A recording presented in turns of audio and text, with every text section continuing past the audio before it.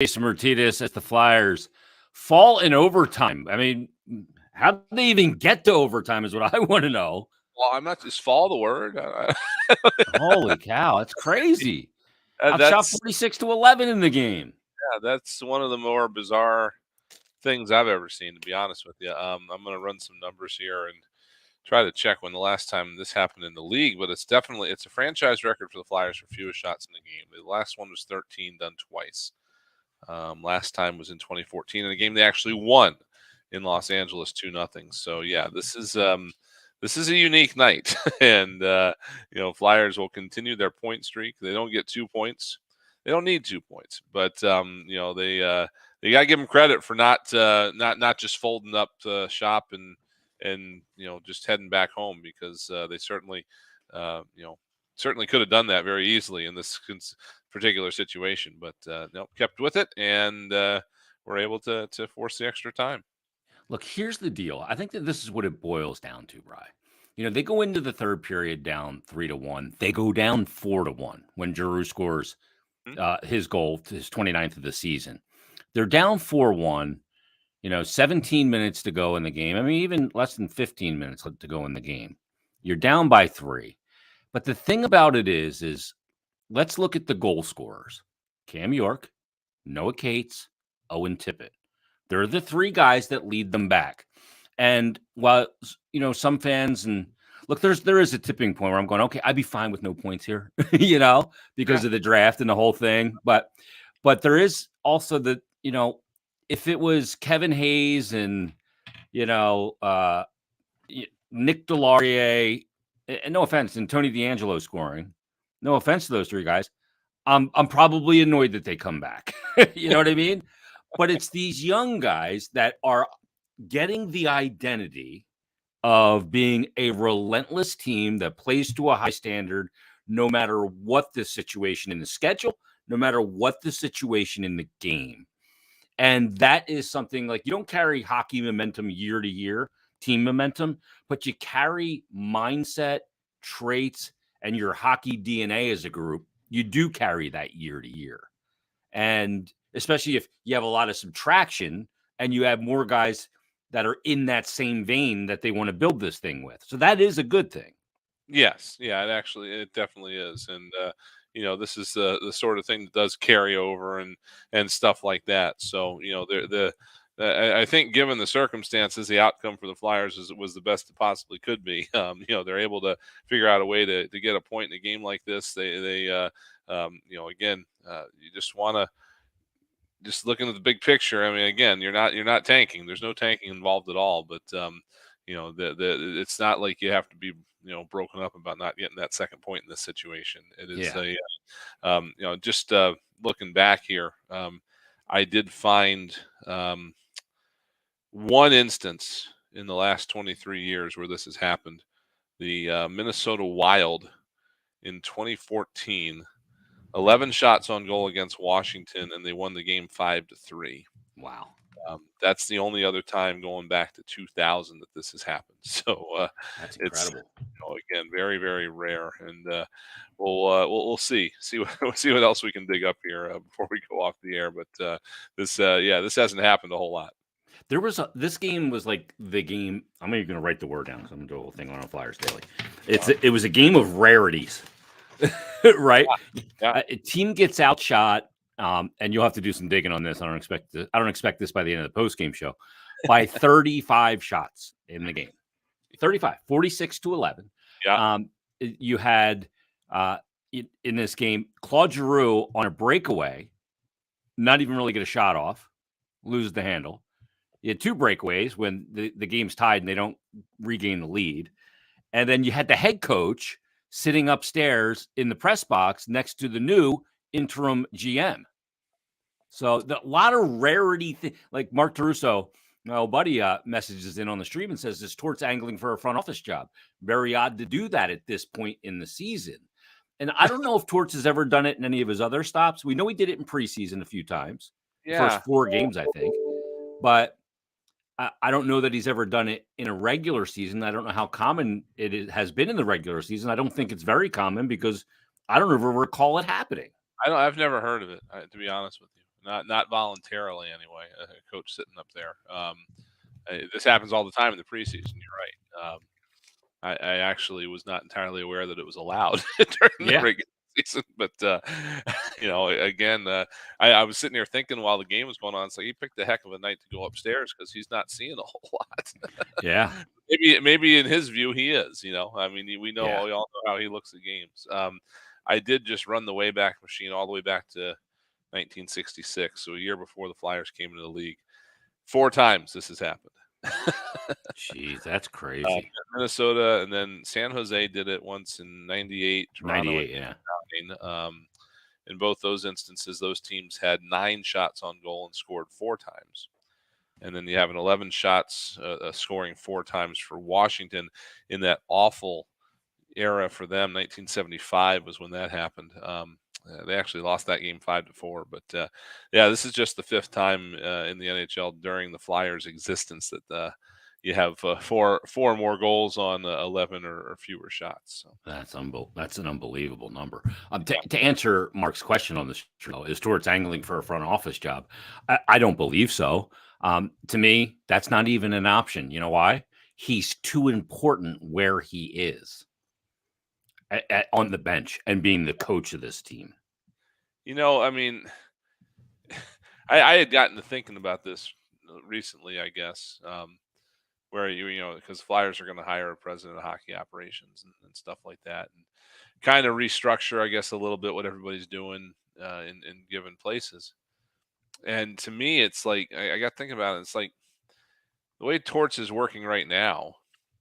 It's almost like having a GM coaching your team or something like that. And I'm not to say it is the one that's the GM is the one that trades the players and signs the players and all that. And that's not to say that he's doing that, but just from the standpoint of how he's functioned this year with, again, coaching on the ice during some practices, but during a lot of practices, letting his assistants run things, or even even letting them run things while he's out there and washing, or what have you.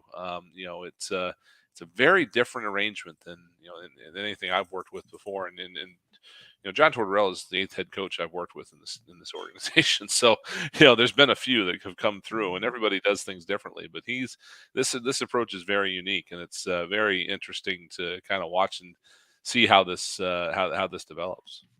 Yeah, I mean, he is a guy that part of the reason why he was brought in was for an honest assessment, because that there's one thing that he predicates his entire coaching style on, and that is being upfront and honest with not just players, everyone.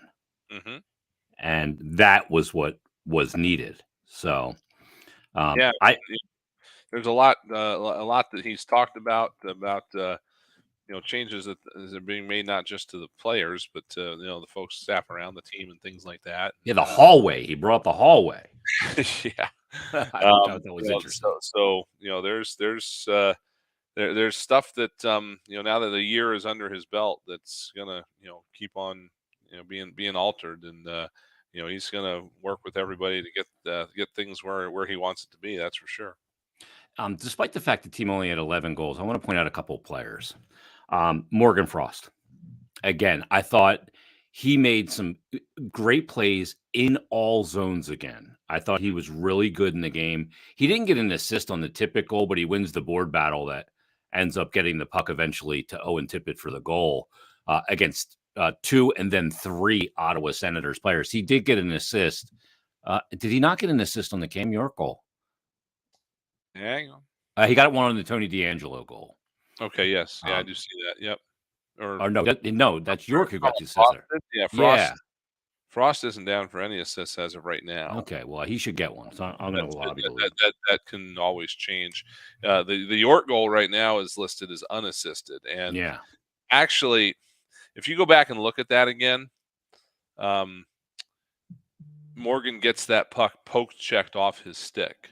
Okay, so the intent. Yeah. Now the question there is, does a poke check constitute possession? I don't know. That's going to be a borderline thing. I wouldn't be surprised to see the folks in the organization to do this sort of thing petition the NHL to cancel out that quote unquote. Well, let me ask you this: if there's a delayed penalty call, and a player poke checks it off the opposition player's stick, do they blow the whistle? Generally not, right? Exactly. Yeah. So it's not possession. Yeah. Yeah. So that might change itself here in the next 24 to 48 hours. We'll see. But Yeah. right now, the York goal, yeah, it does go down unassisted. He made a great defensive play late in the game too. I just think he's been so good. He looks so confident. And then, the one thing about this game, I feel really bad for Felix Sandstrom because I thought he played his rear end off. He did play his rear end off. Yeah. And for it to end that way, and I know he's gonna take the hit. He's gonna take the blame, and frankly, in reality, it's not on him this game because of the shot disparity of 46-11, the zone time, all of that.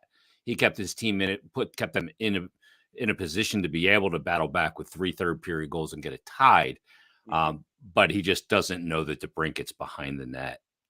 He sees just Drew, because it's a dump play coming in that Drew kind of deflects at the blue line. So he's not taking an assessment of the full ice for threats. And then when Drew is coming down on him, he assumes he's got the whole backside of the net. Plus, you only have the opposition has 3 players on the ice. You think you're throwing it to a spot for your D to come to it. And it's right to DeBrincat, who just comes around and probably couldn't believe that it ended up on a stick that way. But he'll take it. Yeah, and too heads up play by him to even get there because he sees what's going on, and and it's a risk because if 3-on-3, it's 3-on-3, if something goes wrong here and neither him or Giroux get the puck, it's a 3-on-1 going the other way. So that's that's a bit of a risky maneuver, but he saw the opportunity there and saw the probability that Sandstrom was going to see Giroux there and try to reverse it back the other way, and he took advantage of it. So it's a good heads up play by him. Yeah, let's take a timeout. Our first timeout here on the postgame show as the Flyers fall in overtime in Ottawa. Back home Saturday. God, they've been home so much lately. It's Brian Smith, Jason Martinez. We're back after this on the BetRivers.com Flyers Broadcast Network.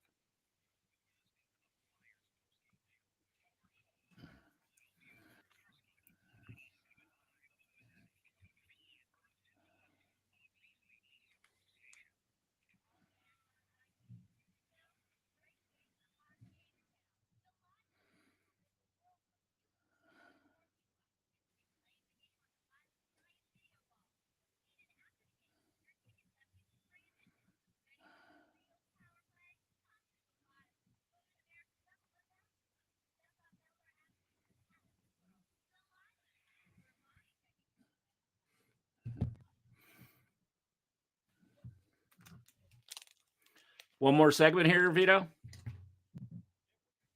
All right.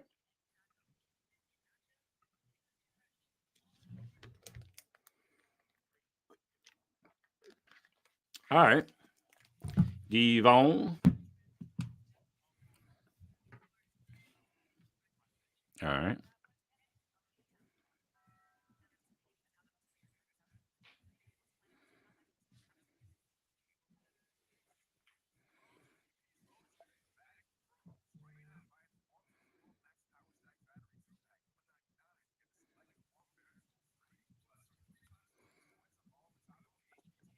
Yeah.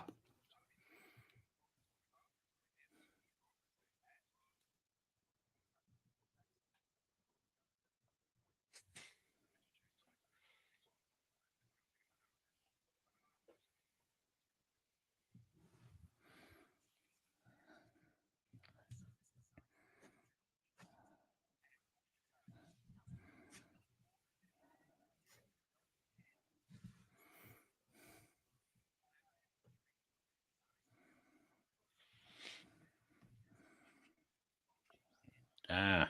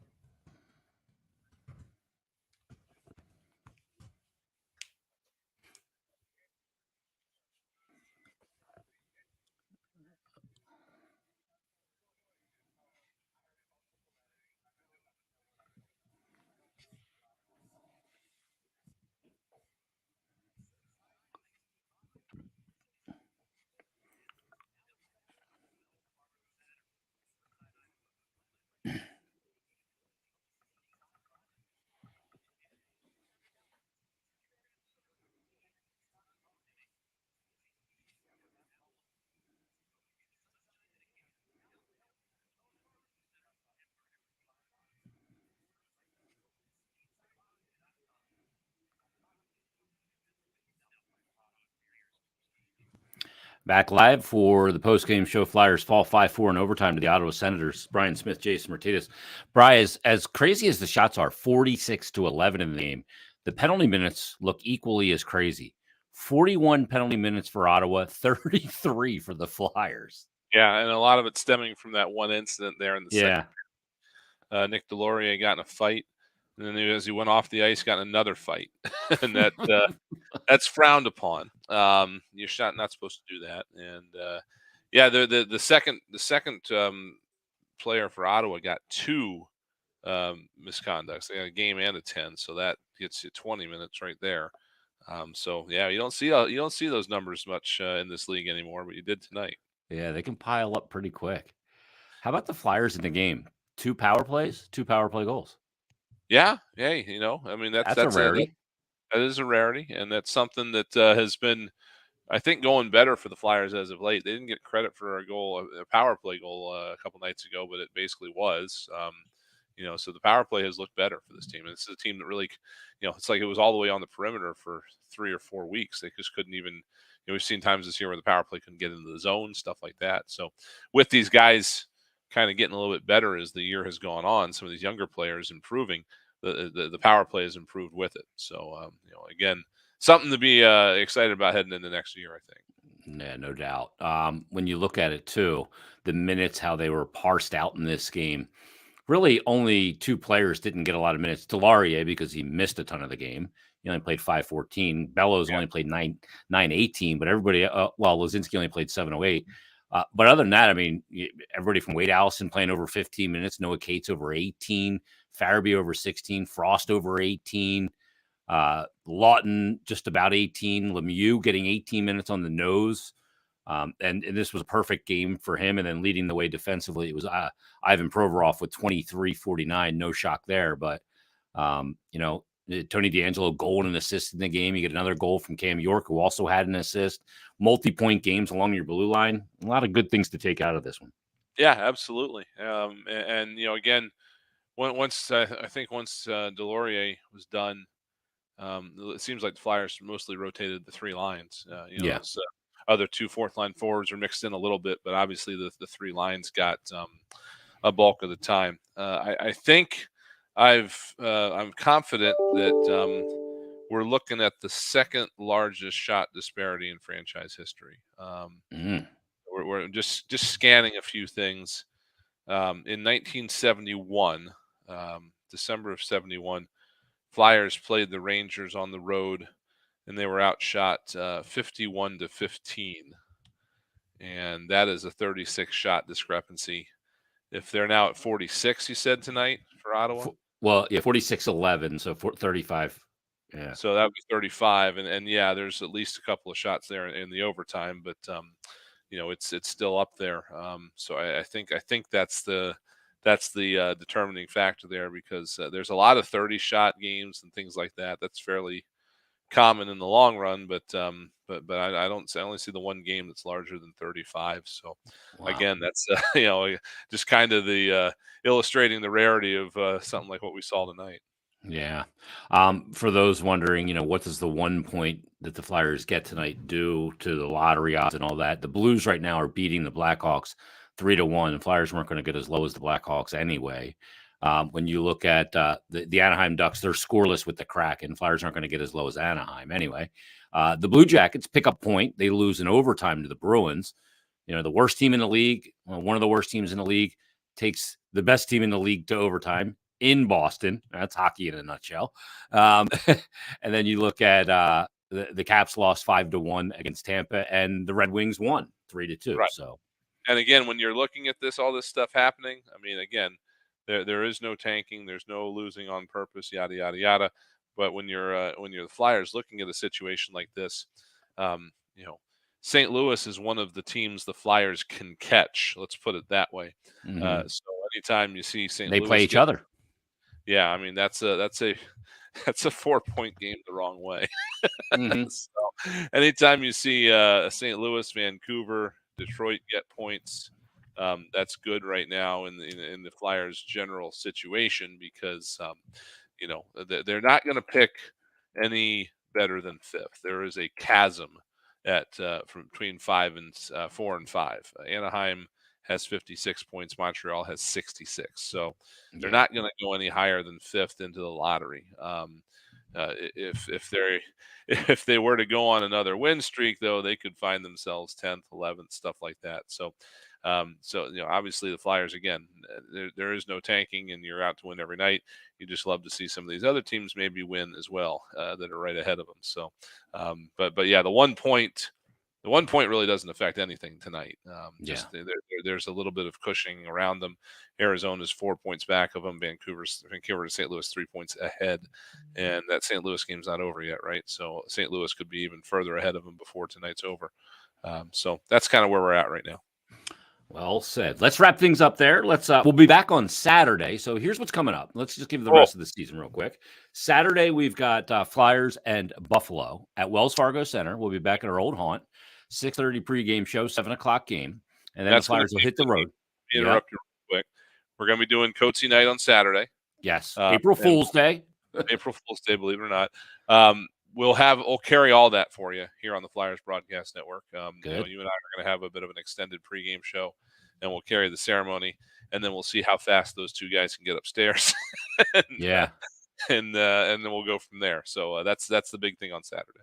So Coatsy going to give a speech on the ice like before the game? Yes. Oh, we've given him 4 minutes, I think. Oh wow! I don't know if he can get it in under that or not. We'll have to see. But well, I mean, the thing is, Coatsy, he can go on for days, but that's usually at the pub.